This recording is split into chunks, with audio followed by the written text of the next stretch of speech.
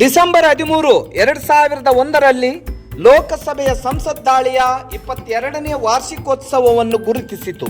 ಆದರೆ ಈ ವರ್ಷ ಈ ದಿನ ಅನಿರೀಕ್ಷಿತವಾಗಿ 20 ವರ್ಷದ ಯುವಕನೊಬ್ಬ ಹೊಗೆ ಡಬ್ಬಿಯೊಂದಿಗೆ ಜಿಗಿದ ಸಭಾಂಗಣದಲ್ಲಿ ಗದ್ದಲವನ್ನು ಸೃಷ್ಟಿಸಿದನು. ಮತ್ತೊಬ್ಬ ವ್ಯಕ್ತಿ ಸಂದರ್ಶಕರ ಗ್ಯಾಲರಿಯಲ್ಲಿ ಹಳದಿ ಹೊಗೆಯನ್ನು ಸಿಂಪಡಿಸುತ್ತಿರುವುದು ಕಂಡು ಬಂದಿದೆ.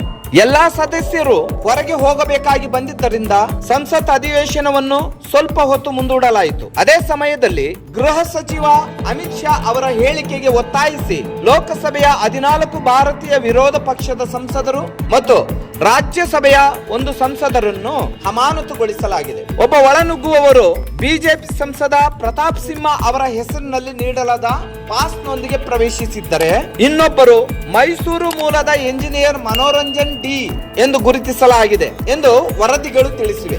ಈ ಕಿಡಿಗೇಡಿಗಳು ತನಾಶಾಹಿ ನಹಿ ಚಲೇಗಿ ಎಂದರೆ ಸರ್ವಾಧಿಕಾರ ಬೇಡ ಎಂದು ಘೋಷಣೆ ಕೂಗಿದರು. ಹೀಗಿರಲು ಅತಿಕ್ರಮಣಕಾರರ ಬಗ್ಗೆ ನನಗೆ ಯಾವುದೇ ಹೆಚ್ಚುವರಿ ಮಾಹಿತಿ ಇಲ್ಲ ಎಂದು ಪ್ರತಾಪ್ ಸಿಂಹ ಸ್ಪೀಕರ್ಗೆ ತಿಳಿಸಿದರು. ಸಂದರ್ಶಕರ ಪಾಸ್ ಪಡೆಯಲು ಸಿಂಹ ಅವರ ಸಹಾಯಕರೊಂದಿಗೆ ದುಷ್ಕರ್ಮಿಗಳಲ್ಲಿ ಒಬ್ಬರು ನಿರಂತರ ಸಂಪರ್ಕದಲ್ಲಿದ್ದರು.